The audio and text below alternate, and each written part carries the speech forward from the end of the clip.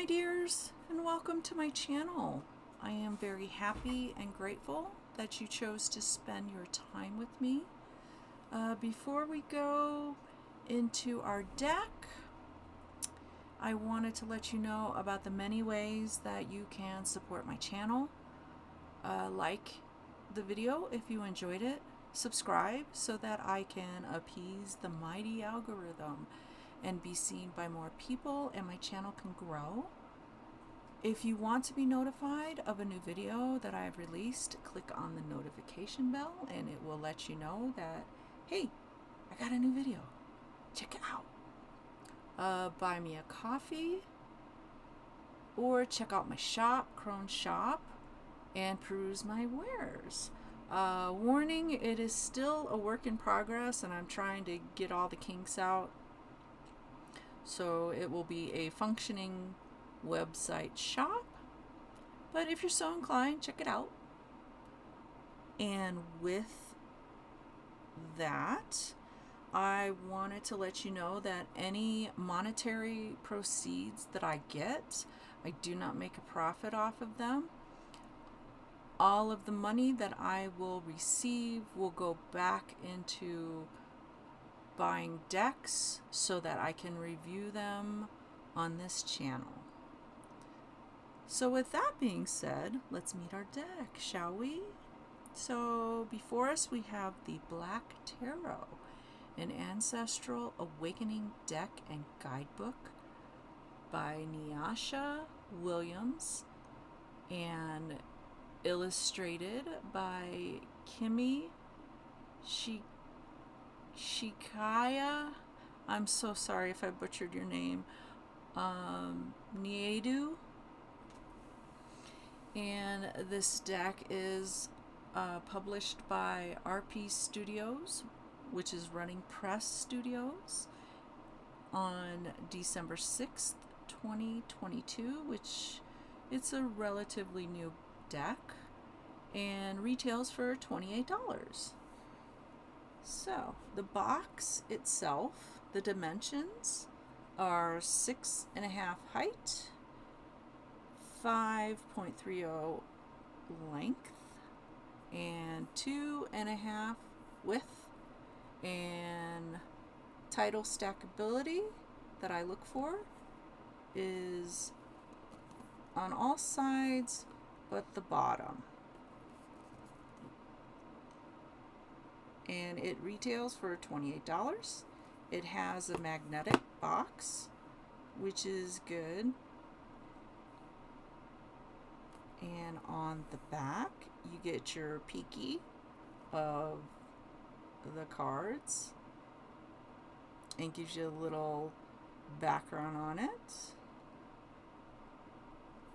All right, so let's open this baby up. Okay, so we have your nice moon phases, and unfortunately it doesn't come with a ribbon, so if you have fat fingers like I do, you're gonna kind of have problems getting the thing out. Alright, so that is the guidebook, and inside, as you can see, it comes in this felt kind of material, and it does have little thummy thingies. And this is removable, if I can get it out. So as you can see, you can get rid of this if you don't like it, or you can keep it. It's totally up to you. Alright, so then we have the deck itself. These are the suits. You have your moon phases, and that's the bottom. And this box is pretty sturdy. It's pretty thick, which is nice, and there's nothing really. Alright, so our deck is, the width is 1.5, and the cards themselves are a bit larger than the traditional tarot. And the card dimensions are 5 inches in height, 3 inches length, and the back of the card will reveal if it is a reversal. I'll give it away. Alright, so let's look at the cards, shall we? Alright, so let me get some, there we go, better light. So in the guidebook, Nyasha talks about the imagery in the major arcana, and she has incorporated images of flowers, of the moon cycles, and water, because she feels a kinship with water. And so she has incorporated those into the major arcana. And the flowers are kind of in the background lightly, so they don't overpower the images, which is always nice. It's nice to have an equal balance of the imagery to where one thing doesn't drown out the others.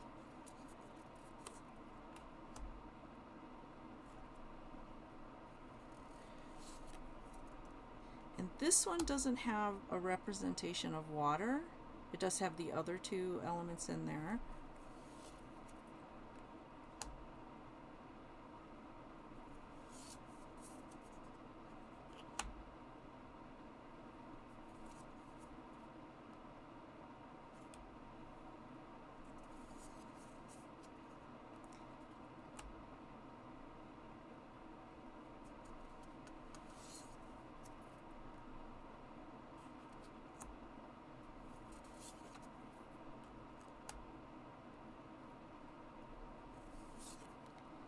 And this one does not have the water images.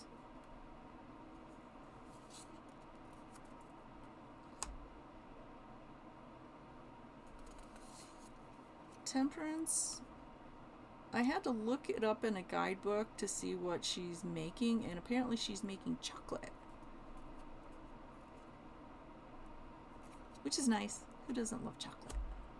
And the devil does not have the moon phase or a representation of water.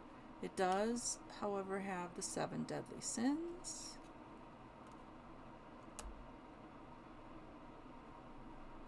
And the tower represents, yeah, the environment, all that garbage and stuff. The star doesn't have any water. It does have the North Star, and you've got your handcuffs. They're breaking their shackles. The moon does not have the phases, but it does have a water representation.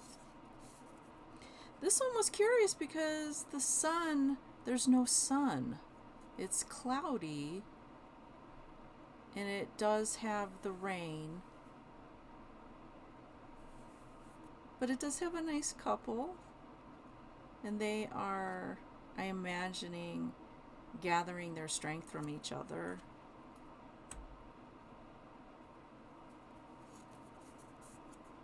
Alright, so that is the end of the major arcana. Slide those over there. Okay, then we have the baskets, which represents cups.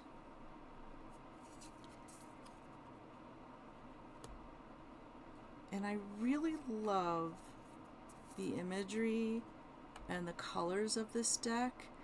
To me, it's very grounding, very calming.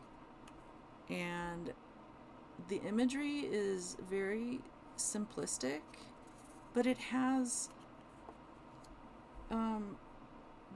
deeper messages in it. Oh, he lost his egg carton. Poor guy. I've had that happen, so I know how it is. And it does follow traditional tarot with the major, minor arcana. and it does have 78 cards, and there is a lot of similarities in the traditional deck and this one as well.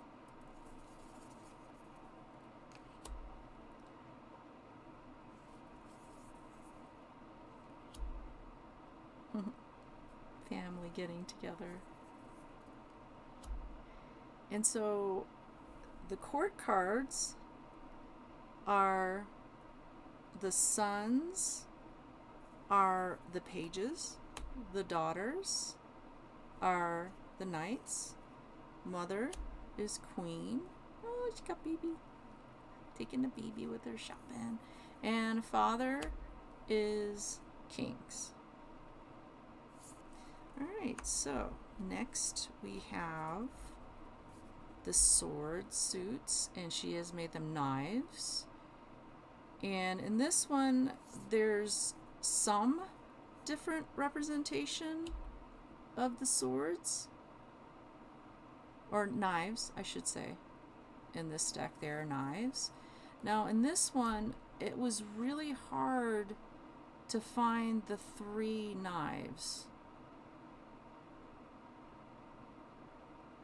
So I really couldn't see the 3 knives in this one. So you can still tell it's the 3 knives from it being stated down there, but the imagery made it kind of hard to see that. Conflict.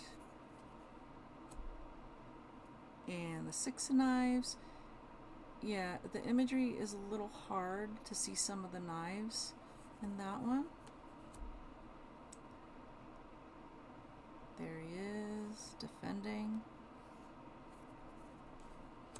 8 of knives. And this one they chose eyes instead of knives, which are just as bad, because they can have the same effect. It's just internal instead of external. And this poor woman, oh my goodness.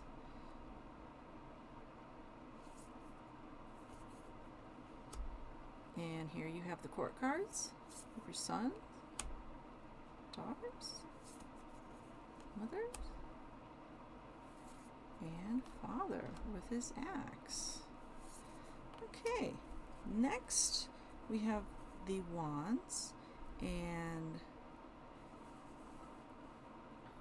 so we got the knives, and then you got your wands and the baskets and the shells. All right. This one was very different in suit wise for representing wands, but you have the name at the bottom in case you do get confused by the imagery. But it's pretty simple that, you know, the more you work with the deck, you'll be able to figure it out, just like with every other deck. All right, the Ace of Wands, represented by the tree.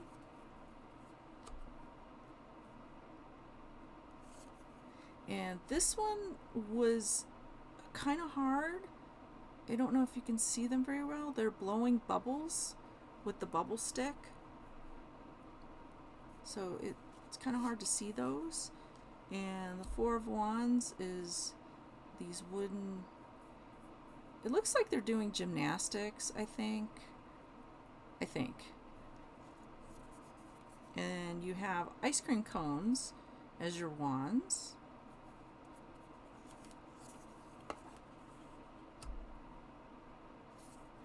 And the 7 of Wands, it has the same meaning, where you're taking the high road, you're standing up for yourself. And the 7 shields represent the wands. The 8 of Wands is basically the sidewalk markers there. 9 of Wands is everybody coming together, standing together. It's basically their arms that represent the wands, and the tens are the stickies. And then you have the court cards. I wasn't too sure what the wand was in here. Maybe her luggage.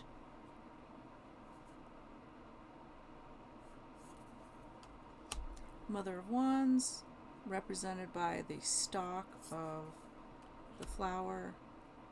And then you have the Father with the walking stick. All right, so next we have the coins, which is represented by the shells.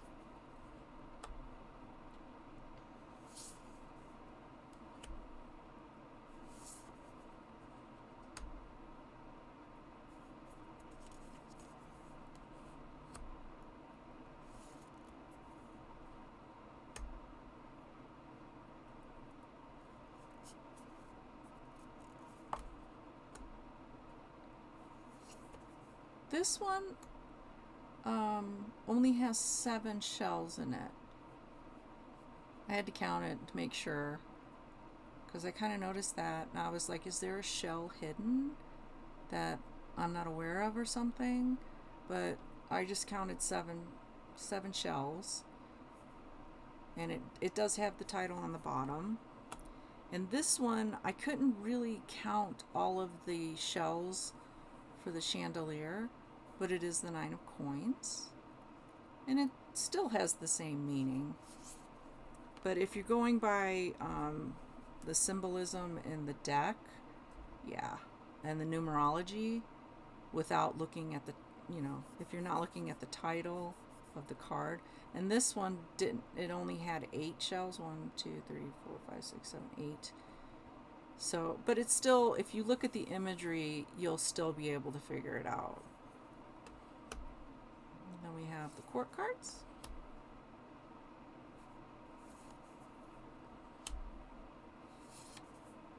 All right, that is our deck.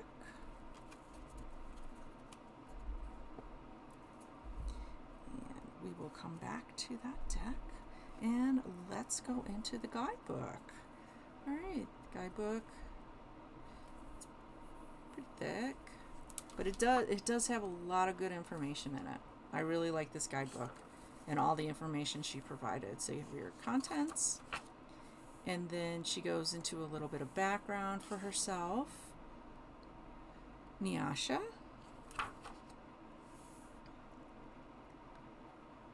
And then she goes into getting started with the different types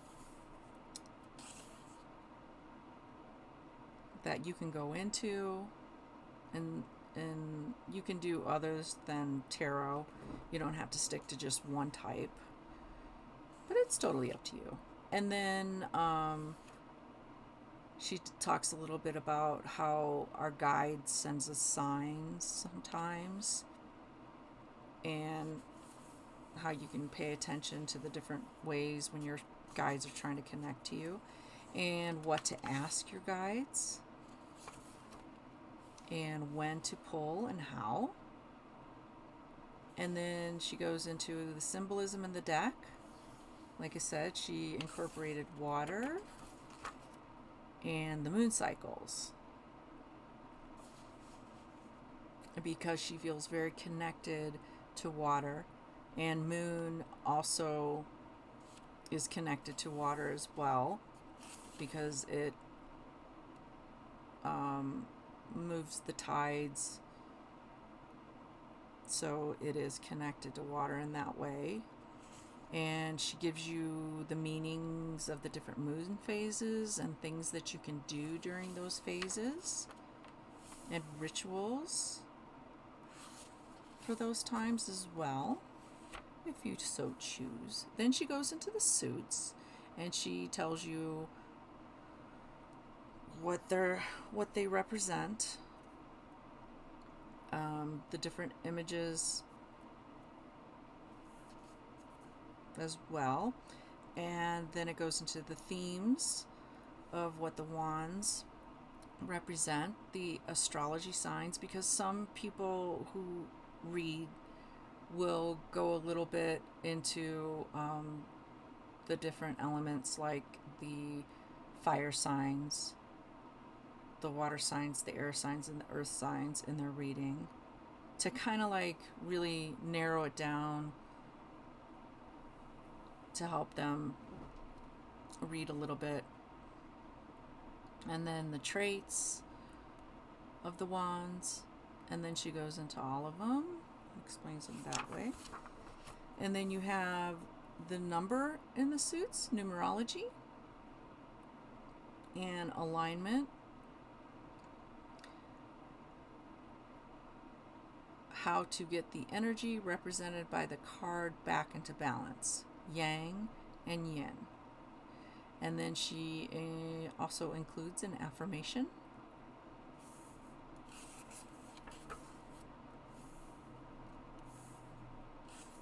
And why she feels affirmations are very important.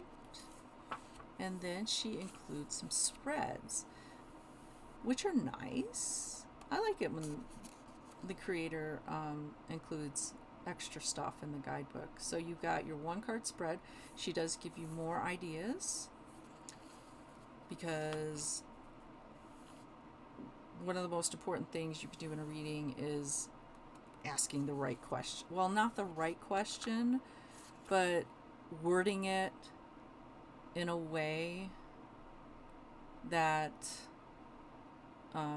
your guide or whoever you think about when you're doing your readings, that gives you your inspiration, your guidance.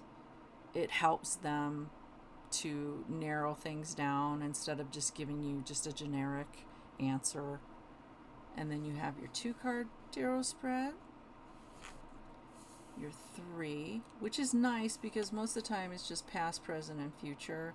So she gives you all these other ideas that you can focus on for that spread. And then she gives you a 4-card spread, all kinds of questions to ask and things to focus on. And then you have your 5-card spread, even more goodies. And then you have your specialty tarot spread, which focuses on your ancestors for the most part. And then one for the year. And she gives you a little bit of suggestion for preparing for a reading, because I believe that everybody has their own individual routine when they prepare for a reading. But it's nice for beginners, because when you're a beginner, you're kind of like, am I doing this right? But for me, there's no right or wrong way, but you're still looking for guidance when you first start. And then when you become more sure of yourself, you'll start adding your own little nuances and quirks and stuff. So, but it's nice for her to add this as well. And then we go into the card meanings, and then she splits it up into the major arcana first. All right, so the guidebook covers traits of the card description, and questions you can ask yourself when you pull the Fool card.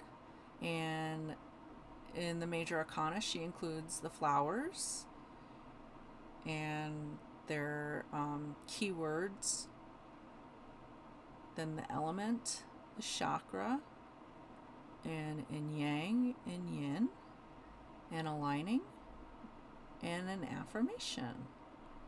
So she does that for all the major arcana cards. Okay, so we'll just flip through those. And then she splits the next section up with the family court cards from the minor arcana. So in this section, you get your traits, your card description, and it's smaller. because Major Arcana has more of an impact. It's just a bigger event than the Minor Arcana.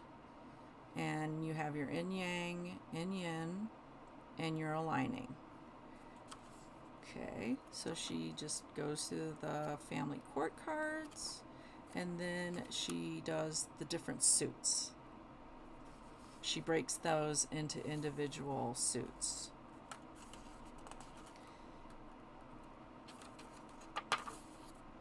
And you have Ace of Wands, you get your traits, your card description, in Yang, in Yin, and aligning. So you've got that. Then she goes into the baskets, same thing. She goes into the knives, same thing with that suit, and the coins. And then a little blurb about the author. And usually I'll give you a little bit of background about the creators, but this is nice. It's a whole page. So you can just pause and read that if you like. And that's really nice that she included that. And then you have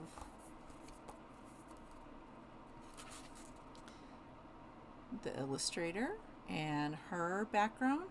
I tried to look up information on her background, but I couldn't really find much, and I couldn't find a website, but she did have other socials. All right, so that's pretty much the guidebook, because I try to give a little bit of information about the background. So I do have information about other things for these two women.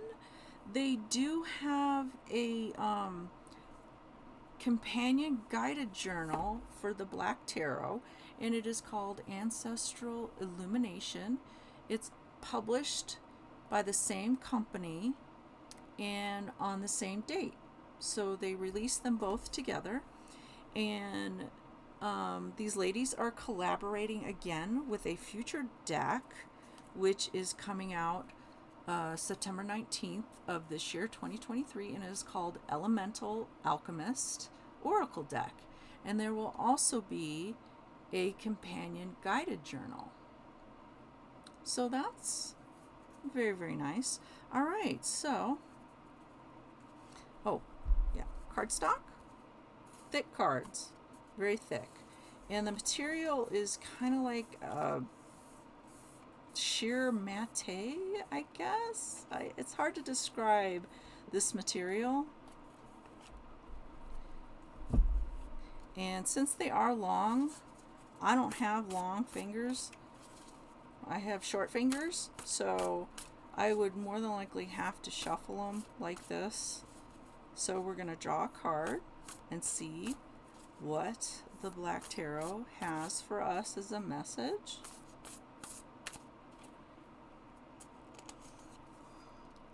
Father of Wands. All right. Let's put this up.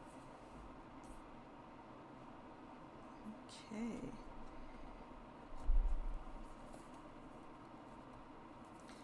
Father of Wands. Oh. All right. Traits: visionary leader. Card description: a man is giving a presentation in a field against a backdrop of the mountains. The Father of Wands embodies the fiery energy that comes with creating new strategies to replace old, outdated methods. He is ready to step up and take the lead when opportunities arise. The Father of Wands can motivate others with his expansive energy. He is a reminder that success requires discipline and commitment. In a reading, this card highlights the importance of shaking things up and walking the unbeaten path, bringing your imagination and dreams to reality. In Yang, motivation, the big picture, wisdom, inspirational speaking. In yin, impulsiveness, ruthlessness, smooth talking, and betrayal. Aligning, make different choices around triggers and cycles. All right then. So that is pretty much the Black Tarot. And like I said, this deck, I honestly think that I would use it if I needed to be grounded and, you know, calm, because the imagery is that way. I love the imagery of it. And so with that, let me know in the comments how you think about the deck, your thoughts. Did you like it? Dislike it? Love? Hate it? Any feedback on this video? Drop it in the comments below.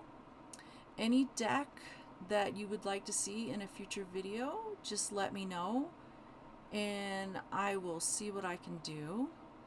And once again, thank you so much for spending your time with me, and I hope that you will join me in viewing a future video. But until then, take care and goodbye, my dears.